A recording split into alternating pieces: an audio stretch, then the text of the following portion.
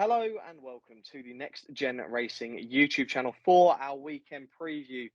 We're proudly sponsored by Star Sports as always. Do check them out down in the description. We do apologise that we didn't get a video out last week. There were a few technical errors. I mean, we couldn't get a video out for what was a spectacular display by Baid in the Lockinge at Newbury. Jack, a quick word on Baid's performance last week.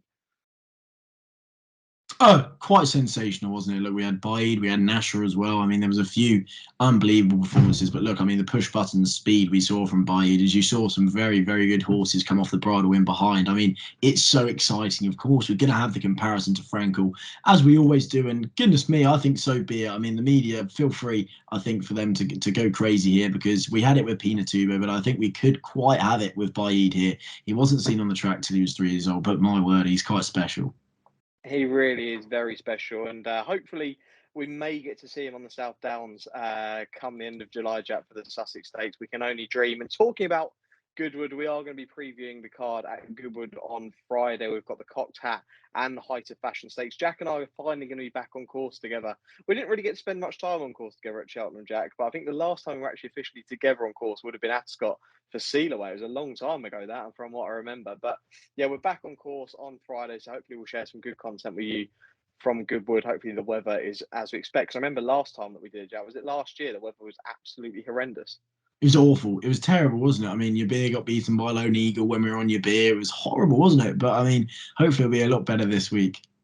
Yeah, we're looking forward to it. Right, let's get on to the preview then. We're going to be previewing races from Goodwood on the Friday, like I mentioned, Haydock and the Curragh for the 2,000 Guineas on the Saturday, and then we'll also cover the other two big Group 1 races at the Curragh on Sunday. So the first race we'll get into is the 2:10 at Goodwood on Friday.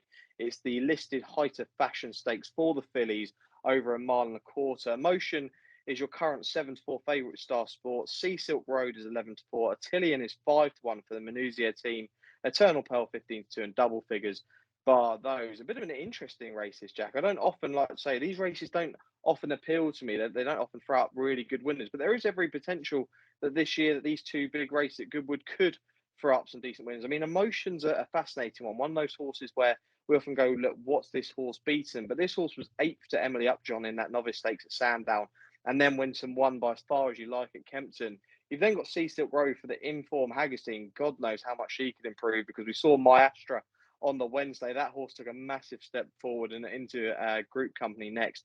Attillion's interesting because we've only seen that horse in the UK once, and that was in the opening race for Attillion, the novice stakes, where she finished 6th. She's since been out to Shanti this season and won that fairly comfortably. And Eternal Pearl was in that race with Grand Dame at Ascot, which really, I don't think it's worked out as well as I thought it would initially.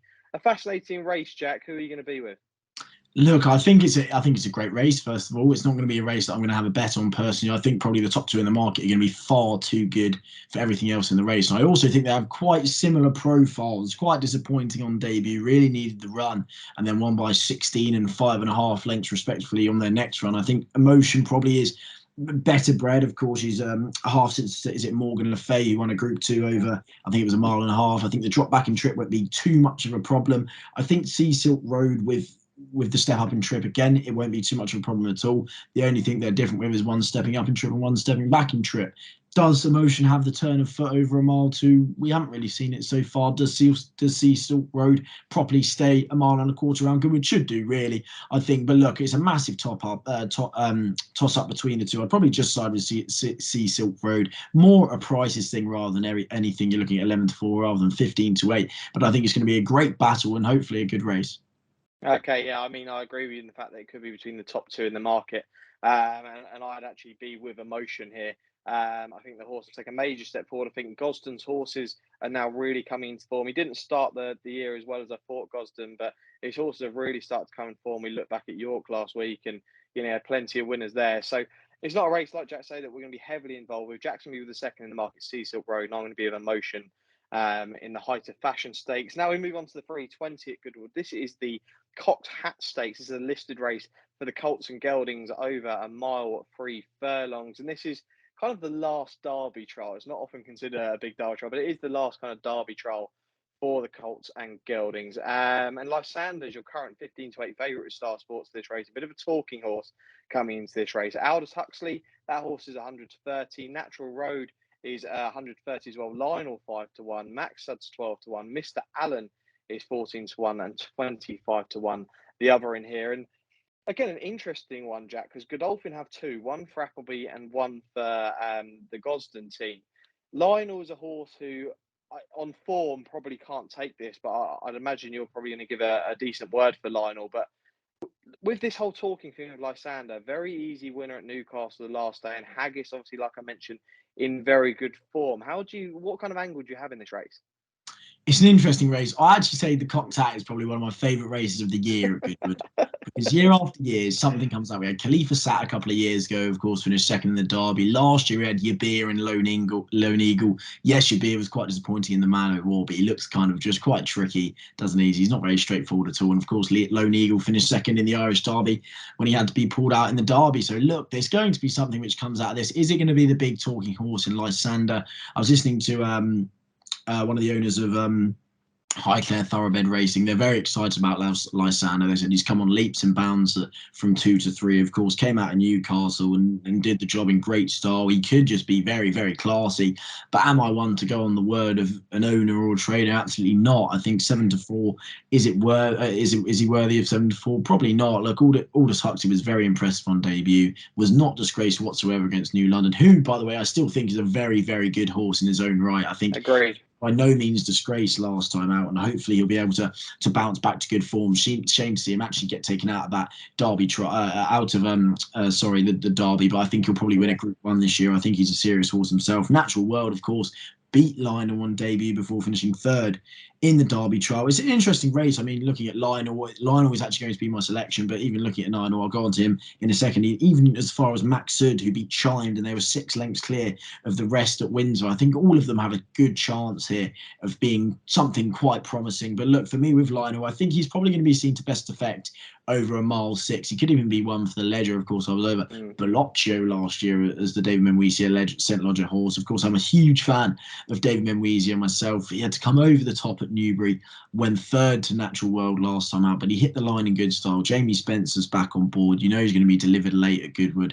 Will he get the gaps is the massive question. He's going to probably have a hard luck story at Goodwood. Hopefully he'll come on to better things. But look, again, I'm not going to be having a massive bet whatsoever, but hopefully Lionel will have more to come, especially stepping up in trip to a mile 6. And hopefully Lysander's just a good thing and goes on to Derby glory.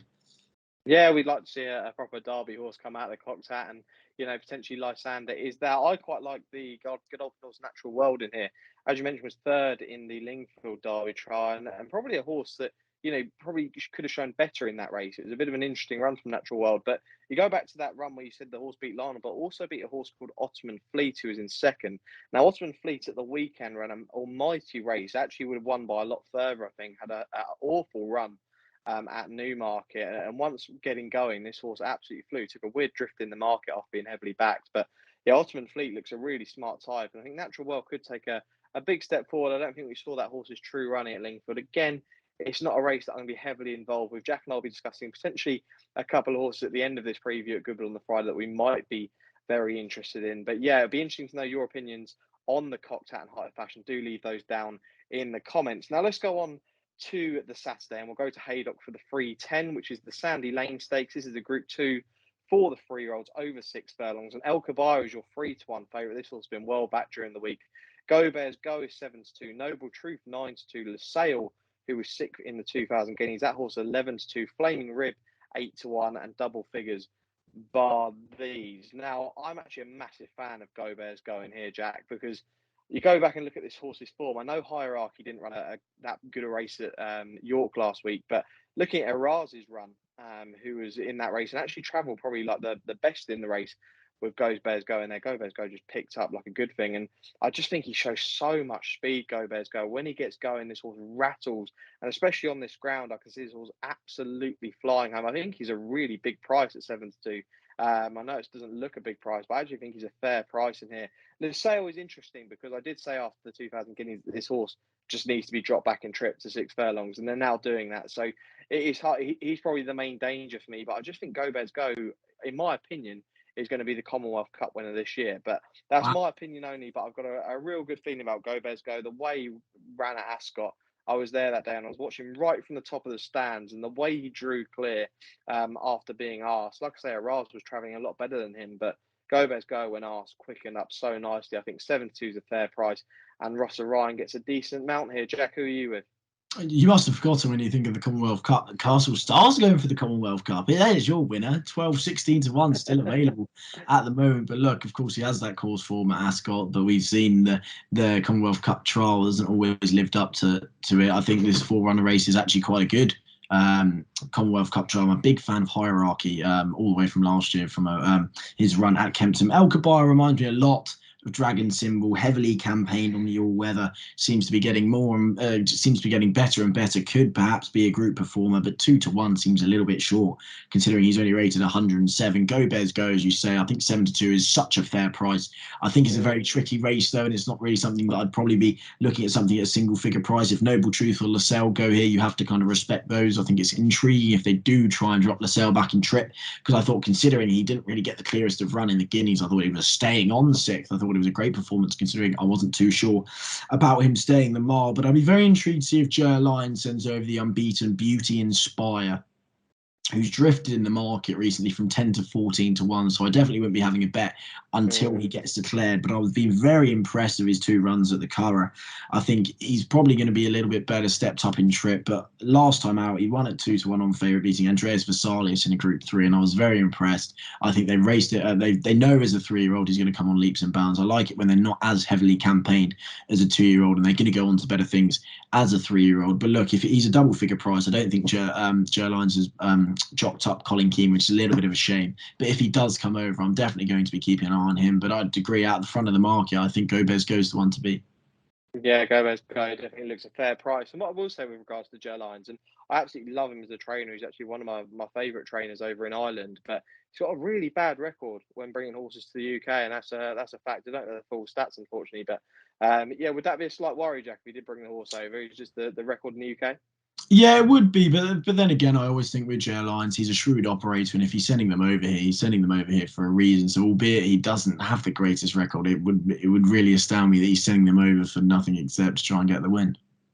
Okay, yeah, interesting to hear. So Beauty Inspired potentially, if getting declared, could be a good each way bet in there. But Jack and I with Go Bears Go in the Sandy Lane Stakes. So let's go on to the 3:45 at Haydock. This is the 5 furlong Temple Stakes.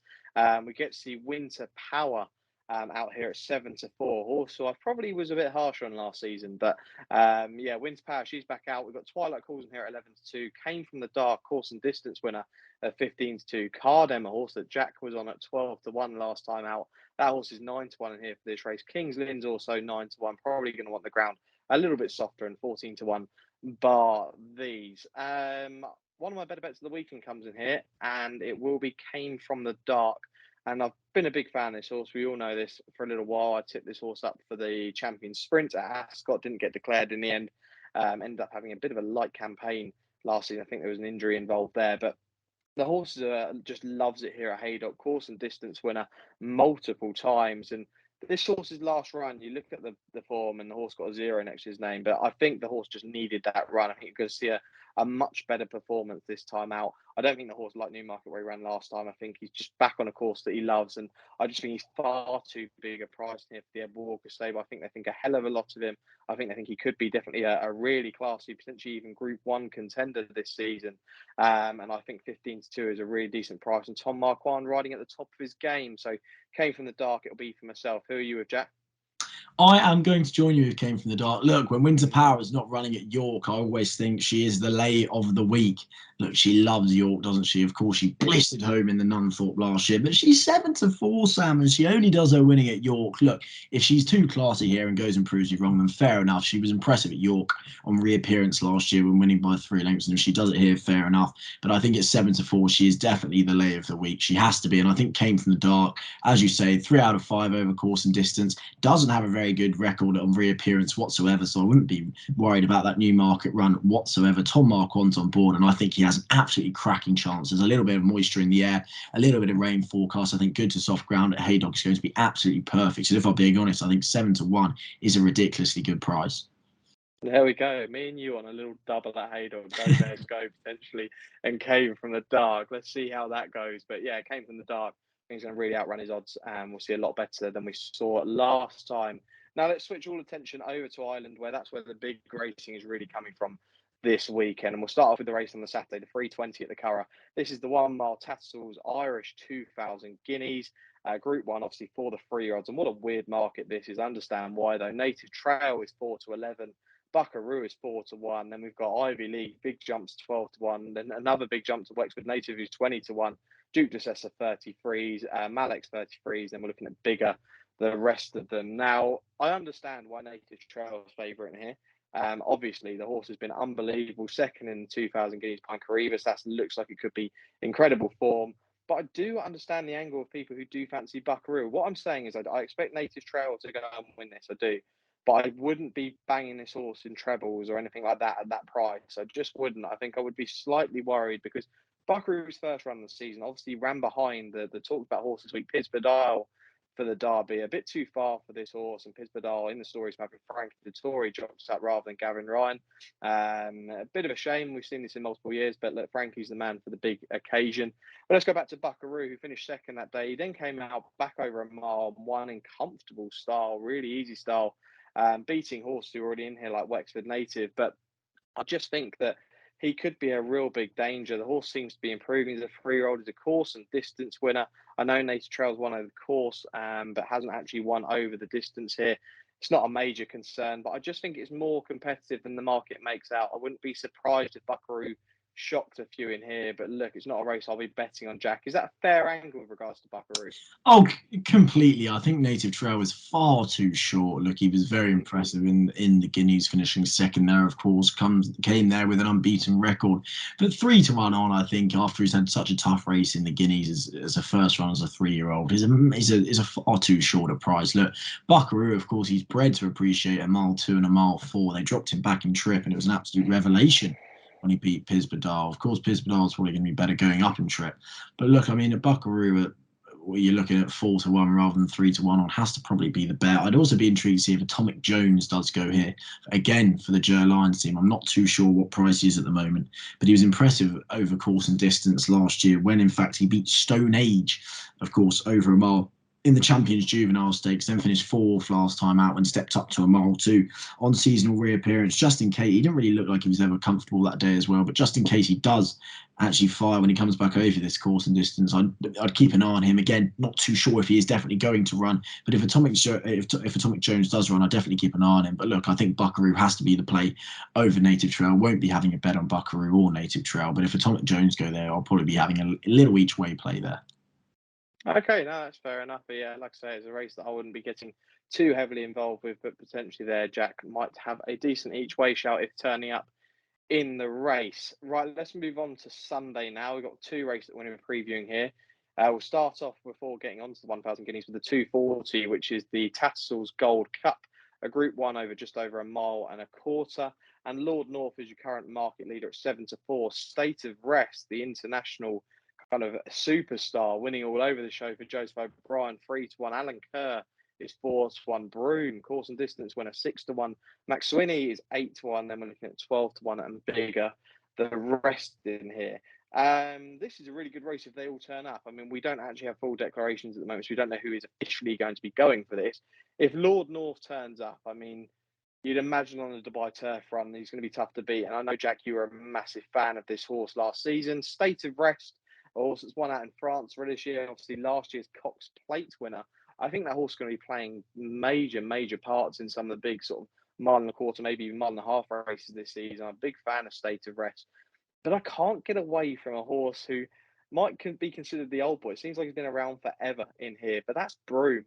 I really wouldn't be surprised to see Broome run his race. I know if you look at his form figures from last season, you'd be thinking, how on earth can you fancy this horse? But I don't mind this horse first time out. I like the fact that Aidan O'Brien's using this as an opening race for him.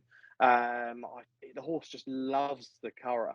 And I just think 6-1 potentially over this field. I mean, if a couple of the 2 at the top of the market don't end up running, he's going to be a much shorter price and a nice each way play at this stage at 6-1. Jack, again, it's probably not a race this weekend only playing a massively big part in, but I think the Broome's overpriced. Can you see that angle?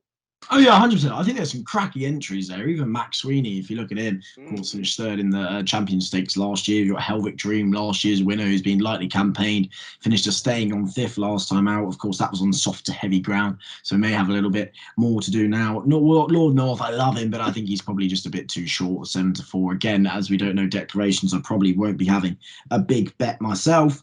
If we look down there, of course, as you say, Broome, he is very consistent, isn't he? He's coming back here after finishing second last year, was second in the Breeders' Cup Turf, behind Ubir, who I think is a quality performer on his day himself. You got Alan Kerr as well, who was sixth in the Shima Classic and was by no means disgraced, and I think he's probably going to be a little bit better over 1.25 miles. So again, it'll be interesting to see if he goes here. If I was going to stick my neck out for one at the moment, it'd probably be a Helvic Dream to do back-to-back at a double-figure price, but I hope Lord North goes and does it. He has a rapid turn of foot. He's absolutely electric over 1.25 miles, and hopefully he'll be able to do it. Okay, yeah, it's going to be an interesting race, that one there, and probably going to be a viewing perspective for me. But I would love to see Broome go and do the business, consider an old boy at the age of 6. But let's go on to the highlight on the Sunday, really, which is the 3:45 at the Curragh. This is the 1 mile Tassels Irish 1,000 guineas, Group 1 for the 3-year-old fillies. And Tuesday is your current 11-4 favourite, Homeless Songs. That horse has been confirmed for almost every Guineas, is 7-2. History is 6-1. And Meeson Scene, a horse that James Ferguson hyped up for the 1,000 guineas at Newmarket. Again, he's hyped the horse up for this race here at 10-1. Agartha, a horse who I had down in my notebook for this season, that horse is 12-1 and 14-1, bar these. Now, Homeless Songs I should start with, because I put this horse up for the French 1,000 guineas only a few weeks back. Didn't end up running in that race. And Dermot Well's form, if you look at it still currently, only running at 4% strike rate. He really is struggling to find a winner, Dermot Weld, which is a shame because I do love his stable. Aidan O'Brien has the 2 around him, which is Tuesday in History.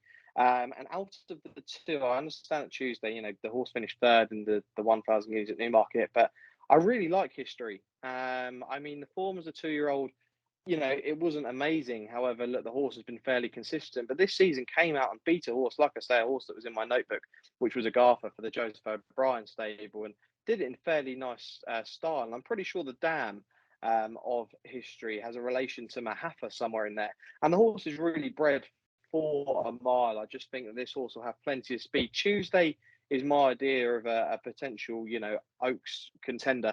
I mean, you wouldn't be surprised to see the horse win this. I think this potentially is a weaker race than the 1,000 guineas at Newmarket, and you wouldn't be surprised to see Tuesday going. But I think the Oaks is obviously the clear aim with this horse. But I just think History has the speed. I mean, I think 6-1's a decent price, because I couldn't have Meeson Scene and I couldn't have Agartha, who the horse has already beaten. Homeless Songs, just an out of form horse. Potentially, if Dirtwell could find form, that horse could go off and look like a 6-4 shot on the day, but probably isn't going to go off any shorter than 7-2. So I'll take a chance with History at 6-1, and a horse who I think could be competitive over a mile and potentially end up at Royal Ascot on something like a Coronation Stakes. But yeah, History for me at 6-1. Who are you with, Jack? Yeah, I'm with you with History. Dam's actually a sister to Mahafa, of course, bred for a mile. Cost 2.8 million guineas. Did History as a yearling, which of course is very, very interesting, of course, by Galileo. But yeah, I thought she stuck her neck out in good style at Leopardstown last time out. Of course, it would only be a fortnight after when she's running in the Irish Thousands, so it may come a little bit too soon. Tuesday, as you say, I think she's bred for further. I know she's a sister to Myding, who of course won the 1,000 guineas, but look, hopefully she'll be better, kind of stepping up in trip. And Homeless Songs, as you say, Dermot Weld's record at the moment, 1 from 25 in the last fortnight.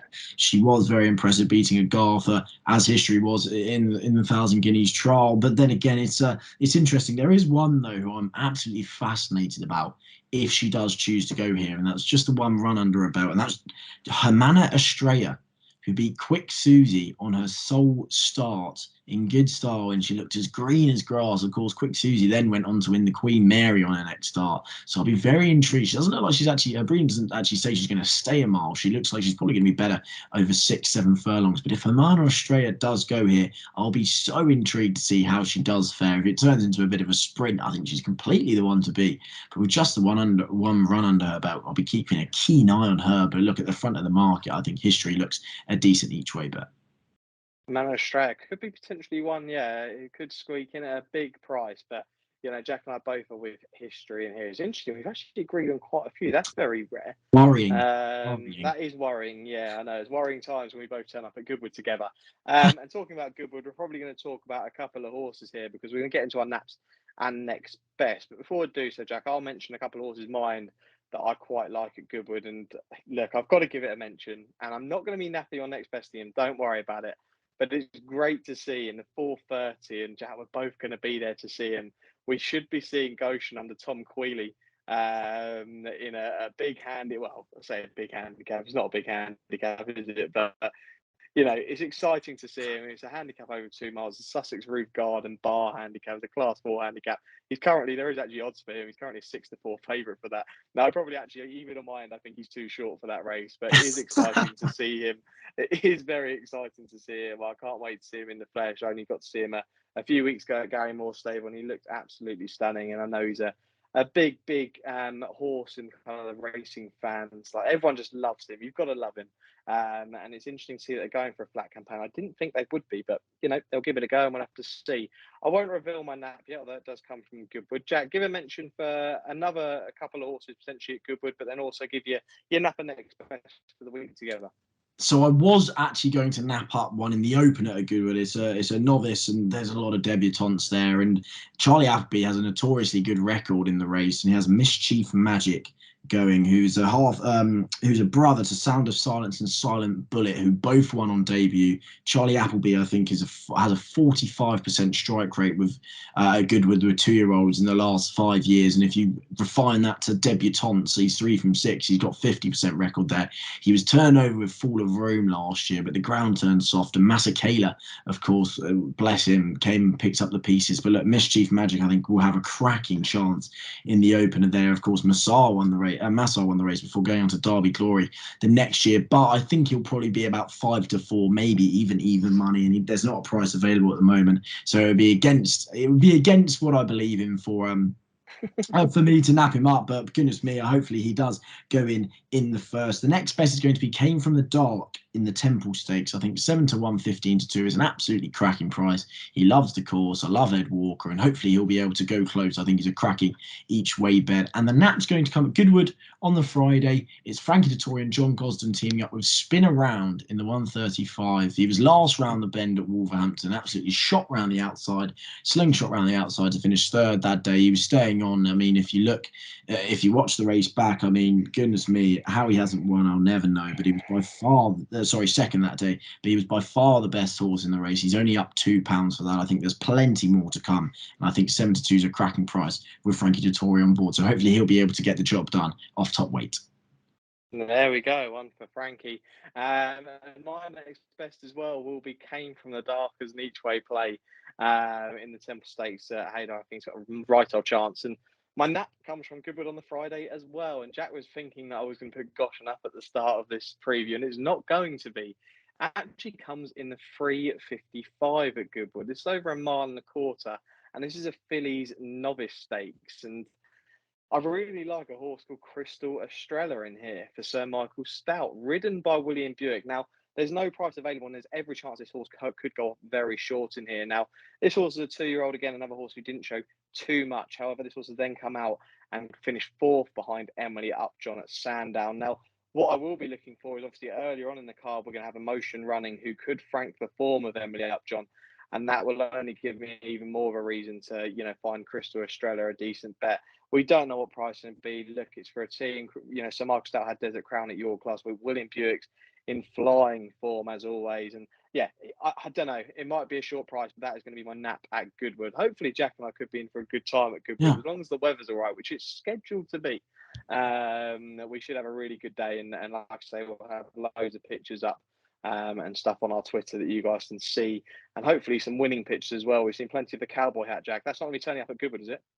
Yeah, goodness me, the cowboy hat's going to be there. We're going to have the scarf as well, Champions Day scarf. We've got the Paddy Power Stairs hurdle scarf. They're all there, goodness me. Yeah, I don't know if we're going to have fancy dress in the members box in Goodwood. We'll have to see. Right, that is it for this weekend. Thanks as always for watching. Do check out Star Sports down in the description. Keep liking, subscribing, comment with your nap of the weekend, and we will be back with you next week for our weekend preview. Thanks for watching.